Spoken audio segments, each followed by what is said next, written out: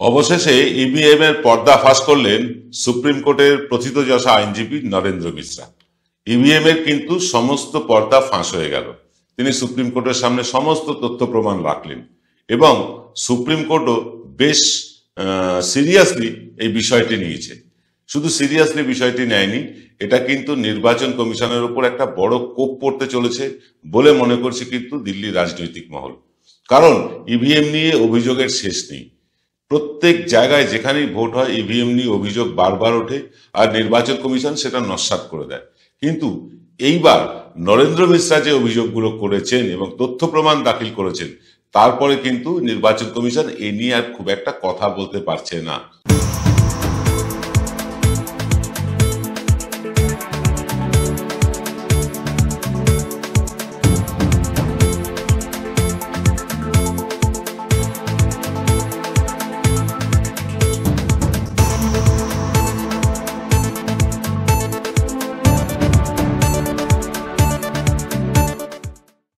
আগামী দিনে নির্বাচন হলে সেখানে কি হবে আমরা জানি না।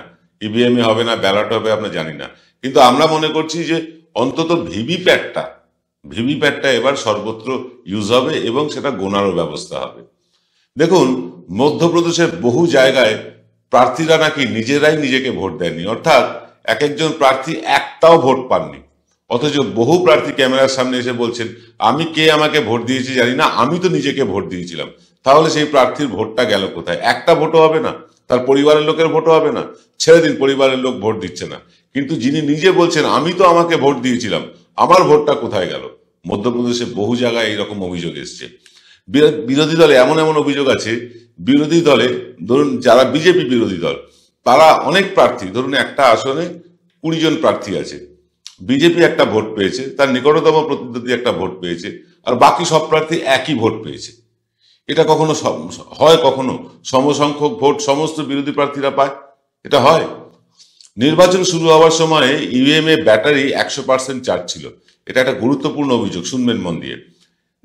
যখন নির্বাচন শুরু হচ্ছে তখন যারা আধিকারিক তারা দেখান, যারা এজেন্ট থাকেন, পোলিং এজেন্ট থাকে, তাদেরকে সমস্ত মেশিনের ডিটেল খুলে দেখান যেমন ইভিএম পরীক্ষা করা হয়েছিল তেমন এসছে কিনা।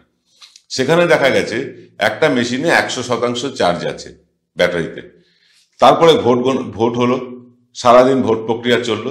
যখন আবার সেই ইভিএম মেশিন বন্ধ করা হয়, সিল করা হয়, তখন এজেন্টদের আবার সমস্ত কিছু দেখিয়ে নেওয়া হয় যে দেখুন সব ঠিকঠাক আছে কিনা। এজেন্টরা দেখলেন 25% ব্যাটারি খরচ হয়েছে, অর্থাৎ 25% ব্যাটারি শেষ হয়েছে, 75% ব্যাটারি তখনও অবশিষ্ট, 75%। এরপর গণনা কেন্দ্রে গিয়ে দেখা গেল অবাক কাণ্ড, ব্যাটারি নিজে নিজেই চার্জ হয়ে গেল 95%। কি করে সম্ভব? 75% যেটা ব্যাটারিতে ছিল, চার্জ ছিল, সেটা 95% হলো কি করে? তাহলে কি ইভিএম মেশিন নিজে নিজেই নিজেকে চার্জ করতে পারে, নাকি তাতে কেউ চার্জ করেছিল বা তাতে কেউ মানে হাত দিয়েছিল? পুরো দায়টা গিয়ে পড়ছে নির্বাচন কমিশনের উপরে। কারণ ইভিএম ভোট হয়ে গেলে ইভিএম সংক্রান্ত সমস্ত বিষয় দেখভাল করার দায়িত্ব এই নির্বাচন কমিশনের। এছাড়াও আপনারা দেখেছেন উত্তরপ্রদেশের ভোটে, আপনারা দেখেছেন ট্রাকে ট্রাকে, গাড়িতে গাড়িতে ইভিএম পাচার হয়েছে। মনে আছে না? সে দৃশ্য ভুলেছেন কি? ভোলেননি। এরকম ভাবে কিন্তু ইভিএম ট্যাম্পারিং হচ্ছে। এখানে আমরা একটা কথা বলতে চাই যে এই যে ইভিএম ট্যাম্পারিং হচ্ছে, এ নিয়ে সরকার পক্ষ থেকে কোনো সাড়া শব্দ নেই। নির্বাচন কমিশন কোনো সাড়া শব্দ করছে না। করছে কারা? বেশ কিছু আইনজীবী, সুপ্রিম কোর্টের যারা গণ্যমান্য আইনজীবী, তারা হইচই শুরু করেছেন। ইন্ডিয়া জোটের যারা শরিক তারা শুরু করেছেন। নির্বাচন কমিশনের কাছে বিভিন্ন দল এই নিয়ে দেখা করতে চেয়েছিলেন, কিন্তু বিশ্বাস করুন নির্বাচন কমিশনের এখনো পর্যন্ত বিরোধী দলের সাথে দেখা করার মতন সময় হয়ে ওঠেনি। যখন কোনো যন্ত্র নিয়ে মামলা হয়, ধরুন কারোর মোবাইল নিয়ে মামলা হলো বা ইভিএম নিয়ে মামলা হলো, তখন আদালত বলে কি এই যন্ত্রটিকে সুরক্ষিত রাখুন, এই যন্ত্রে যাতে আর কেউ হাত না দেয় সে ব্যবস্থা করুন। এটাই তো নিয়ম। সুপ্রিম কোর্ট কিন্তু একথাই বলেছিল নির্বাচন কমিশনকে যে ইভিএম গুলো নিয়ে সমস্যা হয়েছে সেই ইভিএম গুলোকে সযত্নে আলাদা সরিয়ে রাখুন, সেগুলোতে কোনো ছেড়ছাড় করবেন না। কিন্তু কি হলো, এই ইভিএম নিয়ে সুপ্রিম কোর্টের এই মামলা চলাকালীন নির্বাচন কমিশন ইভিএম মেশিনগুলোকে গড়বড় আছে বলে পাঠিয়ে দিল তার রিপেয়ার নিয়ে। এবং আপনাদেরকে বলি, এই যে আমরা বারবার ইভিএম মেশিন বলছি না, এর জন্য আমাদের ভিডিওকে ডাউন করে দেওয়া হবে। মানে এমন ব্যবস্থা করা হয়েছে যে সরকারের বিরুদ্ধে কথা বললে সেই ভিডিও আপনার কাছে পৌঁছবে না। তাই আপনাদেরকে অনুরোধ করছি, ভিডিওগুলো যতটা পারেন শেয়ার করুন, যতটা পারেন মানুষের কাছে পৌঁছে দিন। সরকার এইসব ভিডিওকে প্রচার করতে দেবে না, আমরা এর আগে প্রচুর প্রমাণ পেয়েছি। তারপরে ধরুন এই যে 800 ইভিএম পুড়ে ছাই হয়ে গেল উত্তরপ্রদেশে, এটাই সংবাদে এসছে। নির্বাচন কমিশন বলছে শর্ট সার্কিট থেকে নাকি আগুন লেগেছে, আর সেখান থেকে ইভিএম গুলো পুড়ে গিয়েছে। কিন্তু পরীক্ষা করে দেখা গেছে কি জানেন, সেই যে স্টোর রুম, সেই স্টোর রুমে কোন রকম বিদ্যুৎ সংযোগই ছিল না। ভাবুন, যেখানে বিদ্যুৎ সংযোগ ছিল না সেখানে শর্ট সার্কিটটা হয় কি করে? এরপরে নির্বাচন কমিশন কিন্তু নিজেরাই ঘোষণা করেছিল যে 19 লাখ ইভিএম চুরি হয়ে গেছে। এখনো পর্যন্ত এ নিয়ে কোনো তদন্ত তারা করেছে না, করেনি। সেই সব ইভিএম এর সিরিয়াল নাম্বার প্রকাশ করে সেগুলোকে বাতিল করেছে না, করেনি। ইভিএম কমিশনিং যখন করতে যাওয়া হয়, যারা এজেন্ট হয়ে যান ইভিএম কে পরীক্ষা নিরীক্ষা করার জন্য, ভোটের আগে প্রত্যেকবারই নির্বাচন কমিশন করে কি, যে ইভিএম গুলোতে ভোট হবে সেই ইভিএম গুলো বিভিন্ন রাজনৈতিক দলকে ডেকে তারা পরীক্ষা করায় যে দেখে নিন সব ঠিকঠাক আছে কিনা। এটাকে বলে কমিশনিং। এই ইভিএম কমিশনিং এর সময় এজেন্টদের কাছে যাতে প্রমাণ না থাকে তার জন্য ভিডিও রেকর্ড করতে দেওয়া হয় না, মোবাইল নিয়ে ঢুকতে দেওয়া হয় না। কিন্তু রাজনৈতিক দলের প্রতিনিধিদের মোবাইল নিয়ে ঢুকতে না দেওয়া হলেও আমি নিজে সচক্ষে দেখেছি বেসরকারি রক্ষণাবেক্ষণের কর্মীরা তারা কিন্তু যথেচ্ছ মোবাইল ব্যবহার করছেন। বেসরকারি কর্মীরা তারা মোবাইল ব্যবহার করছেন, আর যারা পরীক্ষা নিরীক্ষা করতে যাচ্ছেন তাদের মোবাইল ব্যবহার করতে দেওয়া হচ্ছে না। এইবার আপনাদেরকে বলি, ইভিএম কমিশনের সিস্টেমটা বুঝুন, ইভিএম পরীক্ষার সিস্টেমটা বুঝুন। আপনি ধরুন একটা কোন রাজনৈতিক দলের এজেন্ট হয়ে ইভিএম পরীক্ষা করতে গেছেন, আপনি কি দেখবেন? একবার করে বোতাম টিপবেন, কতগুলো ভোট পড়ছে না পড়ছে, ঠিকঠাক জায়গায় পড়ছে কিনা এগুলো দেখবেন। তারও কিন্তু লিমিট বেঁধে দেয় মৌখিকভাবে, সরাসরি লিখিতভাবে দিতে পারে না যে দেখুন 10টার করে বেশি ভোট দেবেন না, বা 20টার করে বেশি ভোট দেবেন না, বা 50টার বেশি ভোট দিয়ে টেস্ট করা যাবে না। কেন? প্রয়োজন হলে আমি 1000 ভোট দিয়ে টেস্ট করব। বলা হয় দেরি হয়ে যাবে, হবে দেরি, 4 দিন ধরে কমিশনিং হবে, কিন্তু এটাই করা হয়। তারপরে কি করা হয়, ইভিএম এর অনেকগুলো পার্ট আছে। প্রথম পার্ট হচ্ছে আপনার ব্যাটারি সিল হয়, সেই সিল করার উপর নাম্বার লেখা হয়। তারপর হচ্ছে গিয়ে কন্ট্রোল ইউনিট, সেটাকে সিল করা হয়, সবগুলোকে 00 করে দিয়ে সিল করা হলো, তার একটা নাম্বার হয়। তারপরে আপনার যেখানে আপনি ব্যালট ইউনিট, যেখানে ভোট দেন, সেটাকে সিল করা হয়, ভিভিপ্যাট সিল করা হয়, প্রত্যেকটা আলাদা আলাদা নাম্বার থাকে। এই আলাদা আলাদা নাম্বারের সার্টিফাইড কপি কিন্তু নির্বাচন কমিশন দেয় না। অর্থাৎ কোন মেশিনের কত নাম্বার, তার সিলিং নাম্বার কত, সেইটা ইভিএম পরীক্ষার সময় যারা পরীক্ষা করতে যান তাদের নিজেদেরকে টুকে আনতে হয়। সরকার থেকে বা নির্বাচন কমিশন থেকে কিচ্ছু দেওয়া হয় না। নির্বাচন কমিশন কেন দেবে না? পরবর্তীকালে ধরুন আপনার কাছে একটা ইভিএম আপনি পরীক্ষা করেছেন যার নাম্বার হচ্ছে 1 2 3 4 5 ধরে নিন। এবার আপনি দেখলেন আপনি যে বুথে ভোট দিতে গেছেন সেই বুথে ইভিএম এর নাম্বারটা মিলছে না, 1 2 3 4 5 নয়, সেটা হয়তো 6 7 8 9 10 হচ্ছে। আপনি যখন চ্যালেঞ্জ করবেন, কেন আপনি তো পরীক্ষার সময় 1 2 3 4 5 দেখিয়েছিলেন, তখন আপনাকে প্রশ্ন করা হবে কি প্রমাণ আছে আপনার কাছে যে 1 2 3 4 5ই ছিল, ওটা তো 6 7 8 9 10 ছিল। আপনি প্রমাণ করতে পারবেন না, কারণ নির্বাচন কমিশন এই মেশিনগুলো পরীক্ষা করে তার কোনো সার্টিফাইড কপি দেয় না। এটা হচ্ছে ঘোটালার বা দুর্নীতির প্রথম স্টেপ। তারপরে ইভিএম গুলো আপনি পরীক্ষা নিরীক্ষা করলেন, আপনার সামনে ইভিএম গুলোতে সমস্ত যা ভোট আপনি মানে মক পোল করেছিলেন বা একটা টেস্ট করার জন্য ভোট দিয়েছিলেন সেগুলোকে সব 00 করে দেওয়া হয়। 00 করে সেগুলো চলে যায় নির্বাচন কমিশনের কাছে, সেই মেশিনগুলো। এবার সেই মেশিনগুলোই বুথে আসছে কিনা সেটা পরীক্ষা করার জন্য আপনার কাছে কিছু নেই, ওই নাম্বারটুকু সম্বল। আপনি যদি চ্যালেঞ্জ করেন, পাল্টা আপনাকে চ্যালেঞ্জ করবে, কোথায় এই নাম্বার তো ছিল না, আপনি কিচ্ছু করতে পারবেন না।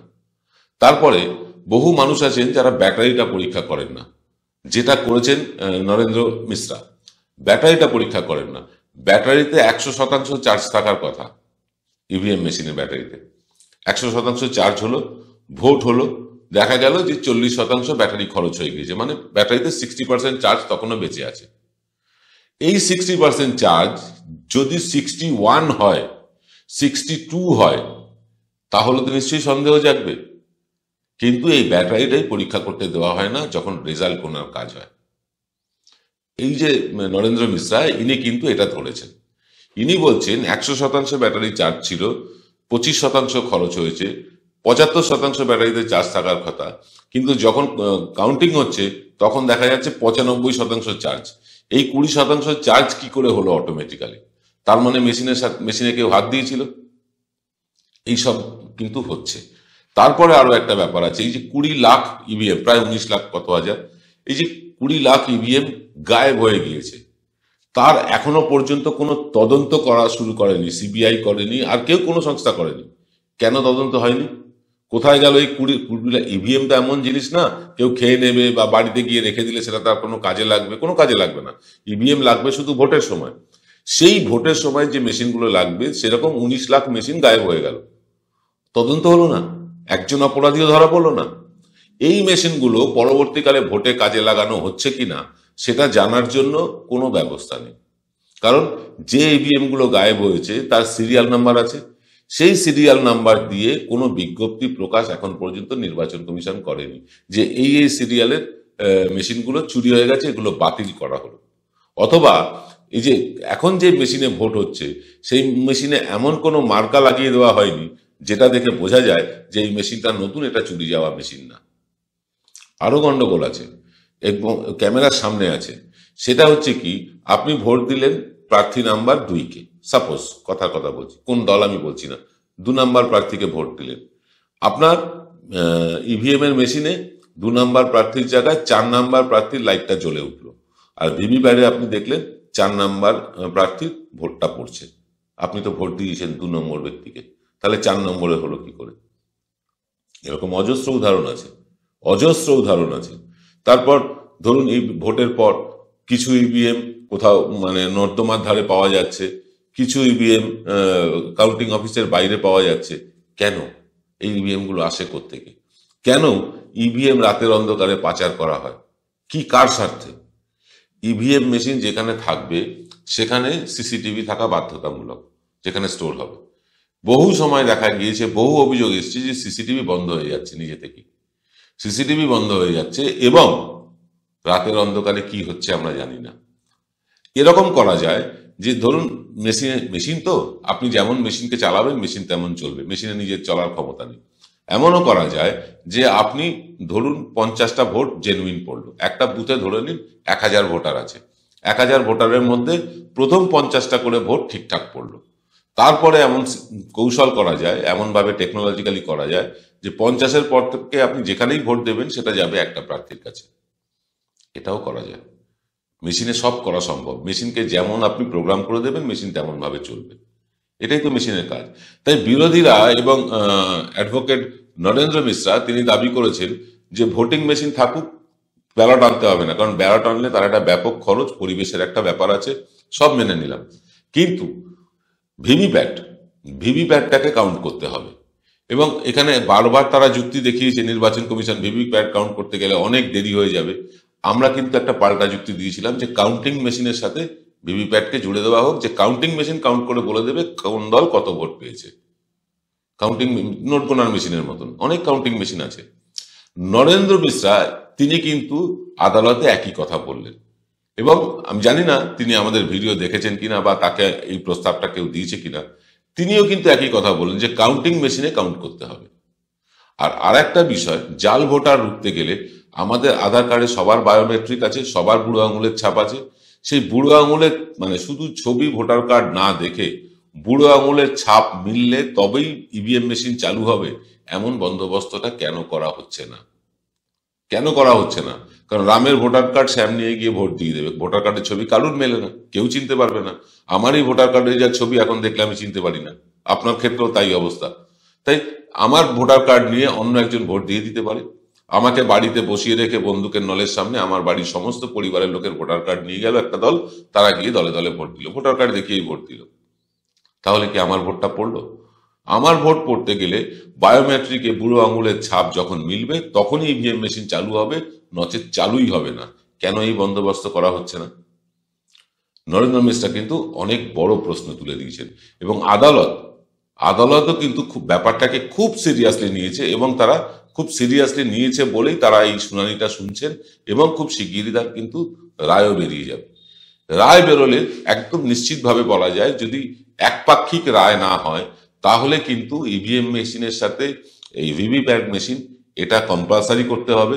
এটা যদিও নির্দেশ দিয়েছিল সুপ্রিম কোর্ট, নির্বাচন কমিশন তা মানেনি। নির্বাচন কমিশন তাদের ইচ্ছে মতো কাজ করে গিয়েছে। প্রভুর ইচ্ছে তাদের ইচ্ছে, প্রভু যেমন বলেছে তেমন হয়েছে। এবার নরেন্দ্র মিশ্রা সহ এক ঝাঁক আইনজীবী, সুপ্রিম কোর্টের আইনজীবী, তারা কিন্তু আবেদন করেছেন সুপ্রিম কোর্টের কাছে যে এই বিষয়টা সিরিয়াসলি দেখা হোক, এবং সুপ্রিম কোর্ট খুব সিরিয়াসলি দেখতেও শুরু করেছে ব্যাপারটা।